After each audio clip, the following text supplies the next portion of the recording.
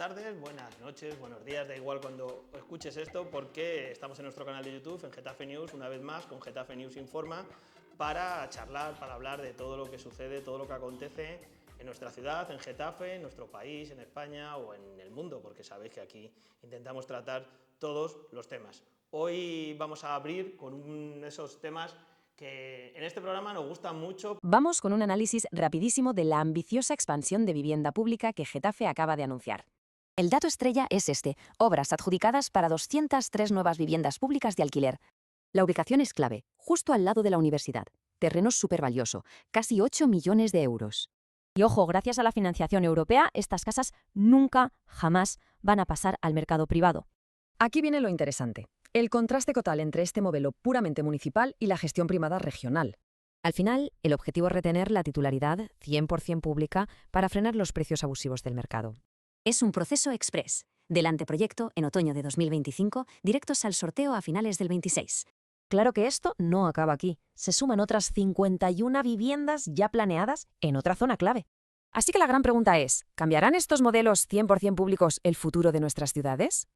Bueno, yo creo que primero tenemos que felicitarnos porque se van a hacer 203 viviendas en alquiler públicas. Yo creo que el primero es la felicitación, el aplauso, y qué pena no se hayan hecho antes estas y otras muchas más que faltan. Hay una necesidad en Getafe terrorífica de vivienda, y que cualquiera que quiera enterarse que se acerque por las distintas agencias inmobiliarias que hay 60 en Getafe y vaya a preguntar que quiere alquilar una vivienda, a ver que le contestan que no hay, y si hay se le vuela en 2 horas y a un precio casi de subasta, se subasta en el precio del alquiler ante la carencia de viviendas.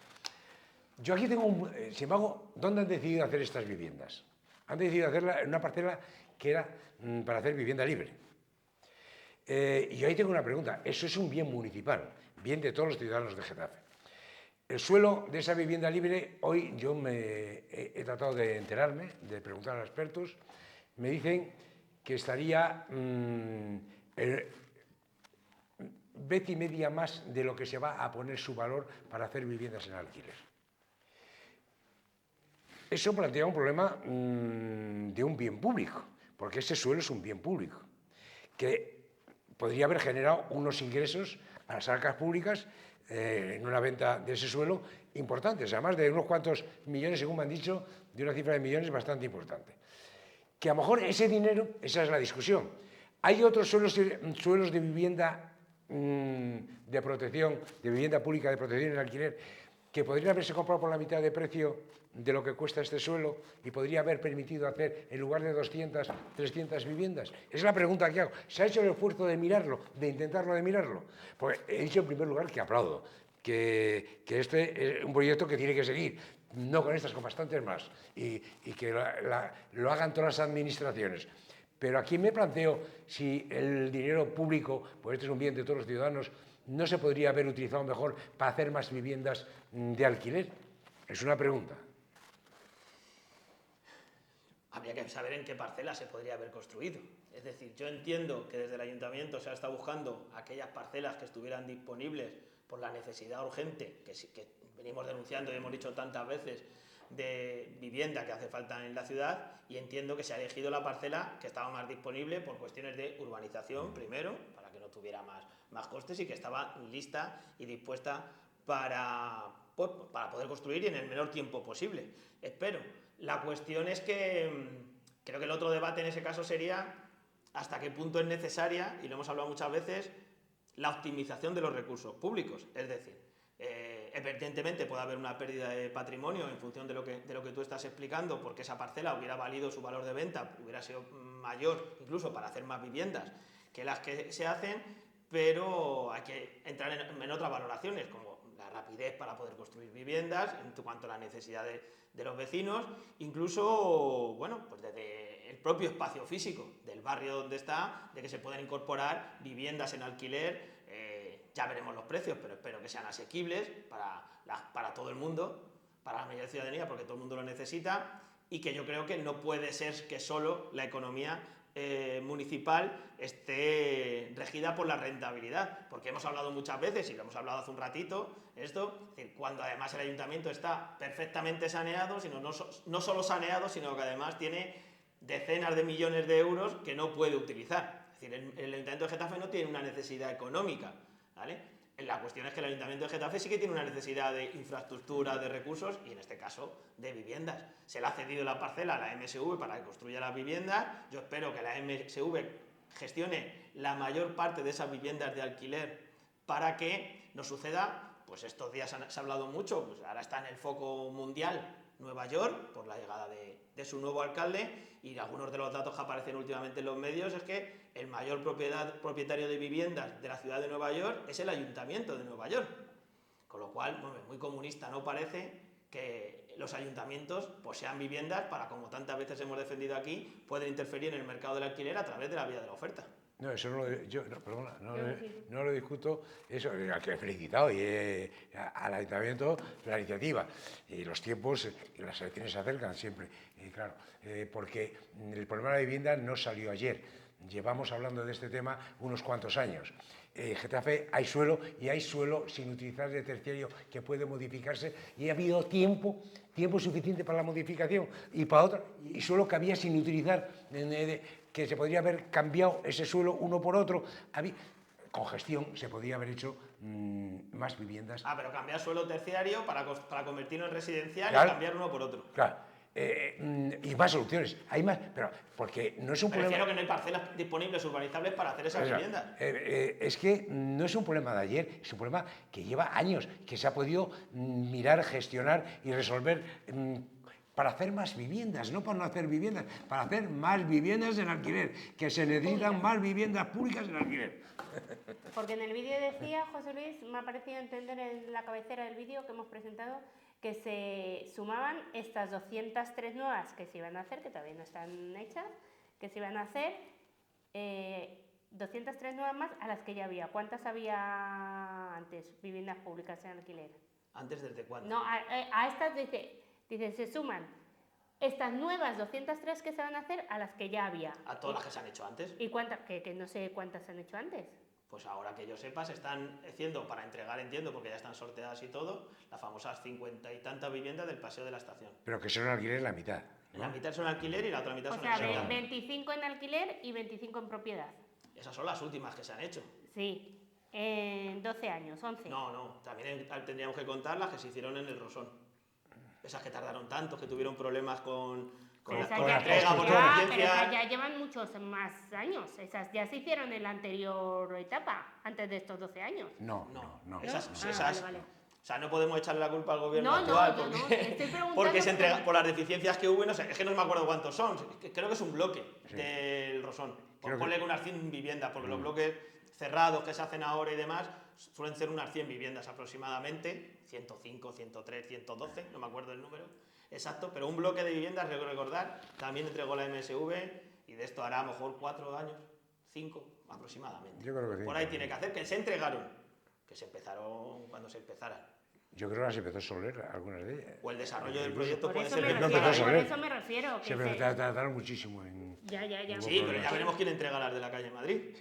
¿Perdón? Que ya veremos quién entrega estas de la calle Madrid. Pues por eso te estaba diciendo, pero claro, es que lo que tú estás diciendo, para hacer lo que tú estás diciendo de cambiar un suelo por otro, para generar más vivienda pública, eso se tiene que hacer a través de instrumentos de planificación urbanística. Y recordemos que también estamos sin plan general de ordenación urbana.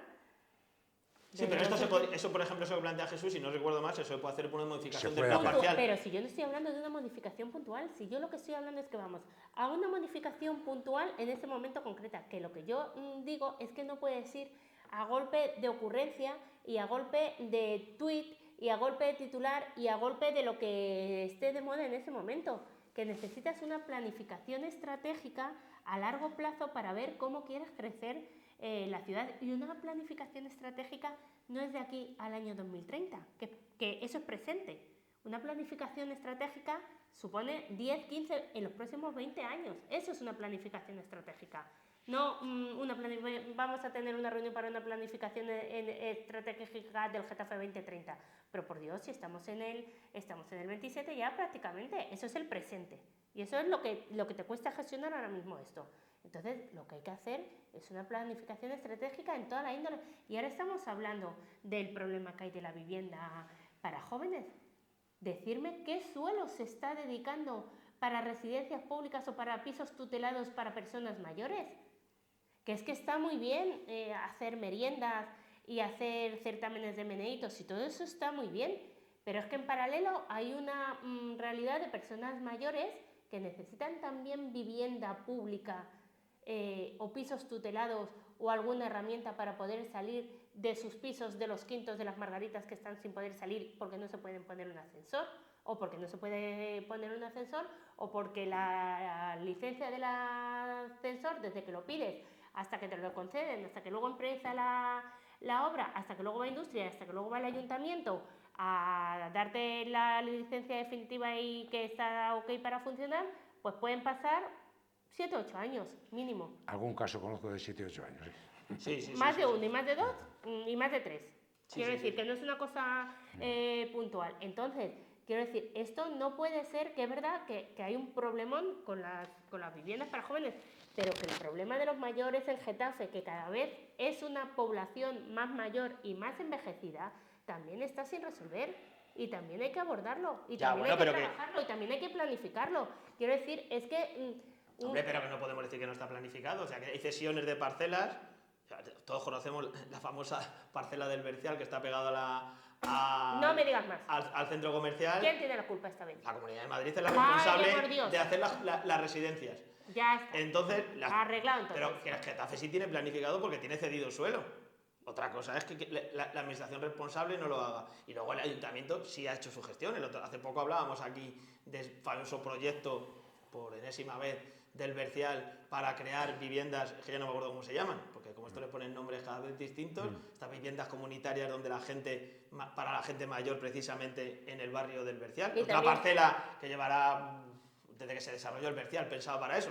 O sea, 20 no sé cuántos años. 20 cuántos años está la parcela cedida ahí. No, cedida no, porque esa es del ayuntamiento, es el ayuntamiento el que está intentando sacar ese proyecto adelante. No ha sido capaz de hacerlo.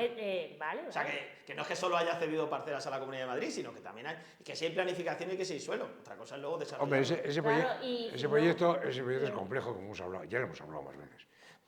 Pero si yo no estoy diciendo que sea fácil. Es que no lo estoy diciendo. No, que no es el proyecto. No, hay quien pensamos que ese no es el proyecto que tiene que hacer, que tiene que hacer otro proyecto distinto. Yo no sé, en ningún momento me habréis oído escuchar a mí que esto que estamos abordando aquí, esta temática, es un problema fácil. Por supuestísimo que no. Fácil es preparar una merienda. Eso es fácil. Gestionar este tipo de problemas es muy complicado y de mucha envergadura. Y tienes que poner de acuerdo a muchos sectores. A públicos, a privados y a medio pensionistas, nunca mejor dicho. Ahora que hablamos del tema de las viviendas mayores. Yo no estoy diciendo que sea fácil. Digo que requiere mucho trabajo, mucho diálogo, mucho consenso y mucho acuerdo. Y mucho trabajo. Lo que digo. Y que aquí se han desarrollado todas estas cuestiones con signos contrarios al signo político que gobernaba en este municipio. Ya lo siento recordarlo, pero es que aquí se ha hecho el Metro Sur con gobiernos del Partido Popular, es que aquí se ha enterrado la vía del tren con gobiernos de la Comunidad de Madrid del Partido Popular y este pueblo ha avanzado con gobiernos de la Comunidad de Madrid de otro signo político distinto al nuestro. Pues te tendrás que entender y te tendrás que acordar con quien tiene que traer las cosas a tu pueblo. Digo, perdón, pero me parece a mí, digo yo, no lo sé. Y no digo que sea fácil, que en ningún momento estoy diciendo que sea fácil. Hombre, yo creo que lo de las personas que viven en quintos, sin ascensor y en cuartos, que he conocido alguna, y tenían que hacer maravillas para poder bajar una vez a la semana a tomar el aire en Getafe, yo me gusta tener memoria. Con las inundaciones en Valencia pasó eso en varios edificios. Y creo que en un año lo han arreglado, que ya esas personas que estaban sin poder salir en la zona de Valencia de las inundaciones catastróficas, se ha arreglado ese tema. Hay que tener primero la voluntad, luego un poco de imaginación y luego a lo mejor pedir ayuda, pero se pueden arreglar. como os decía, vamos a salir un poco de las fronteras y vamos a hablar ahora de las elecciones municipales que han tenido lugar en el Reino Unido. Vamos con el vídeo. Las elecciones del 7 de mayo han desatado un auténtico terremoto político en el Reino Unido. Veamos los datos. Los resultados oficiales son clarísimos, confirman el colapso absoluto del establishment político británico de toda la vida. El batacazo laborista es monumental. Han perdido casi 1.500 escaños y el control de 38 ayuntamientos.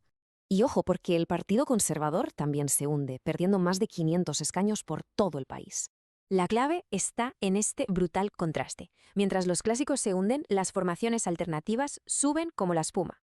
Es increíble el salto de Reform UK, logrando más de 1.400 nuevos escaños municipales. Una absoluta locura. Por su parte, el Partido Verde logra un avance histórico, haciéndose con el control de 5 ayuntamientos enteros. El mapa queda totalmente fragmentado. Como vemos en las proyecciones, ya ningún partido tradicional domina con claridad.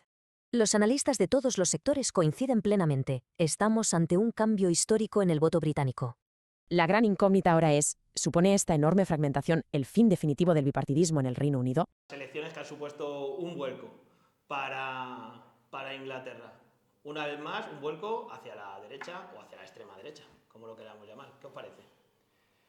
Bueno, el primer tema no eran elecciones totales, hay que decirlo, porque hubiese sido más desastre. Era el 50% de los concejales y de los puestos en Gales y la otra región, Gales y Escocia. Del Parlamento. No era la totalidad, sobre todo en los ayuntamientos, no era la totalidad de los concejales, de alcaldes era la mitad. Eso, a pesar de eso, ha significado una leche descomunal a los laboristas. Han perdido 1.400 concejales, prácticamente los mismos que ha ganado la extrema derecha, el señor Farage. Los conservadores también se han llevado, no han ganado, han perdido, pero han perdido 400. No ha sido la de... pero tenían menos también, hay que decirlo. El gran fracaso, el gran tema político es los laboristas, que además gobiernan, y el liderazgo estaba en cuestión, ahora se ha puesto más en cuestión, han recibido un tortazo importante, incluso han ganado, incluso en distritos de Londres que eran, y en algunas otras ciudades que era impensable, que desde hace 100 años no ganaba ni la derecha ni la extrema derecha no existía.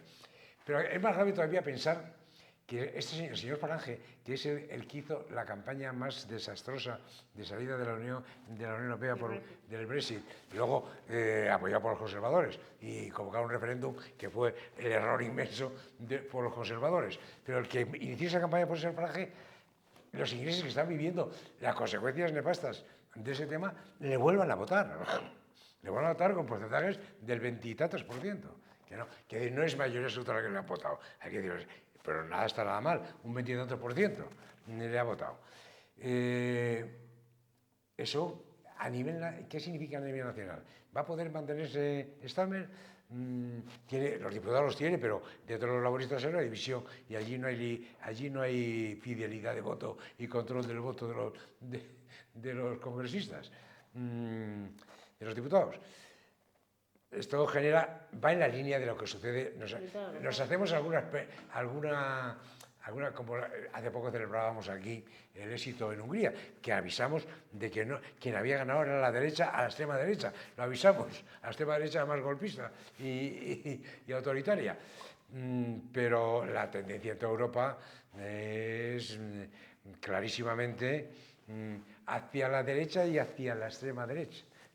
Las dos, derecha, extrema derecha.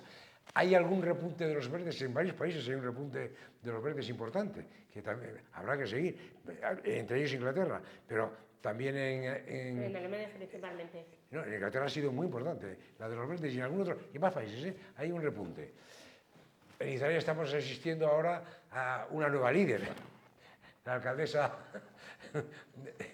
de Génova, sí, la alcaldesa de Génova, que es una ciudad importantísima, pero también eso es crear división y disputa en este momento. Es un problema.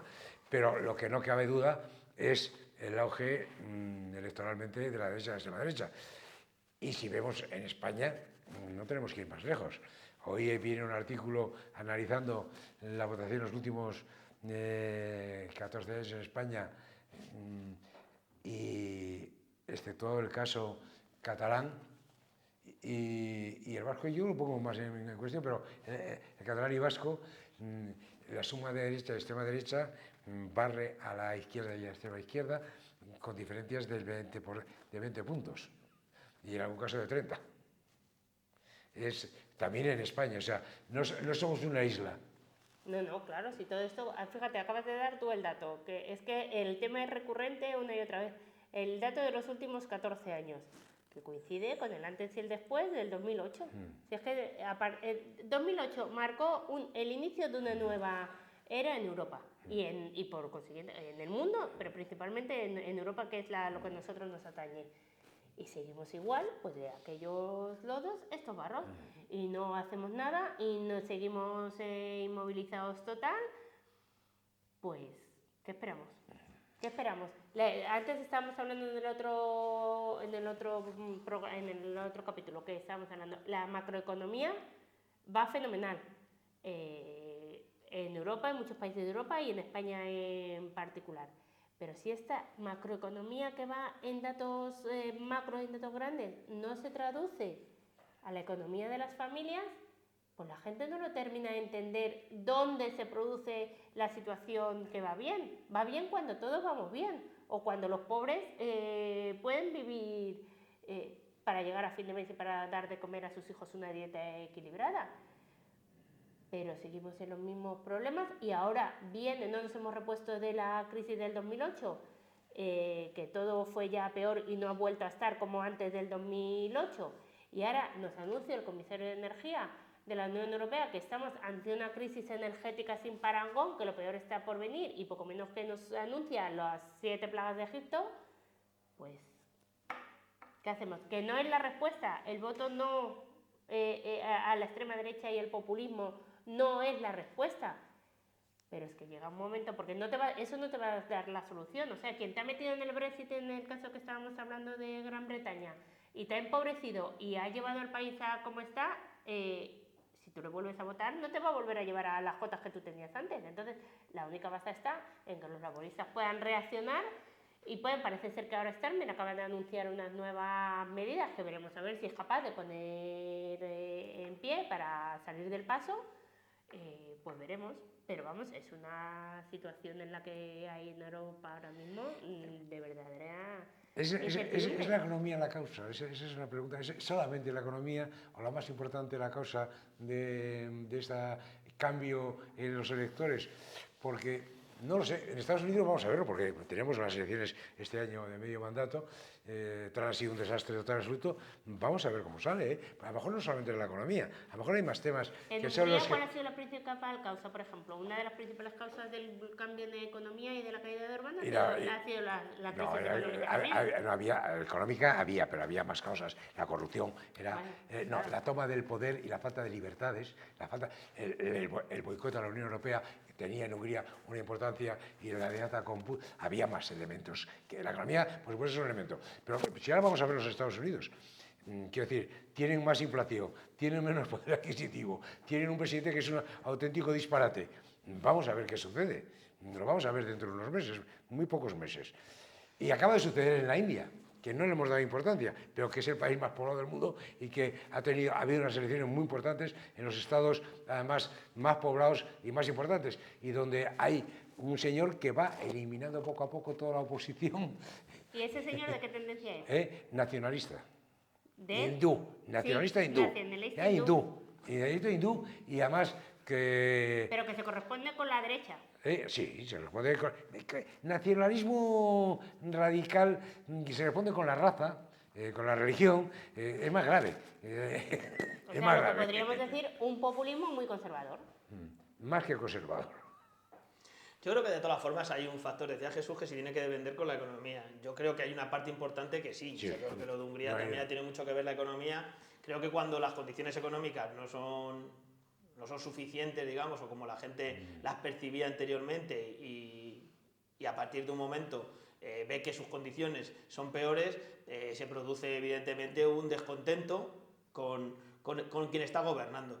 Pero sí, evidentemente, que hay un hartazgo, si queréis, con la política. Yo creo que hay un hartazgo con la política general que lo estamos visualizando, digamos, en este contexto, sobre todo con la derecha, con la extrema derecha, pero hablábamos antes, después de la crisis de 2015, ese giro se fue hacia la izquierda o la extrema izquierda, como lo queramos definir, ese descontento, cuando esos grupos intentaron llevar sus ideas a gobernar y aquello no solucionó los problemas de la gente giró y miró para el otro lado. En este recorrido hemos visto, y el caso es paradigmático, el del Reino Unido, por ejemplo, por todo lo que sufrieron los conservadores, los años que han estado en el gobierno, en el 10 de Downing Street, todos esos años que han estado, pasaron por allí en su último mandato como 4 o 5 primeros ministros después de Boris Johnson, y yo creo que ese efecto, hay un efecto de cansancio de la gente. Hablabas tú antes el caso de los verdes. El caso de los verdes es paradigmático, es decir, donde en peor resultado está obteniendo es en Alemania, pero porque en Alemania ha gobernado.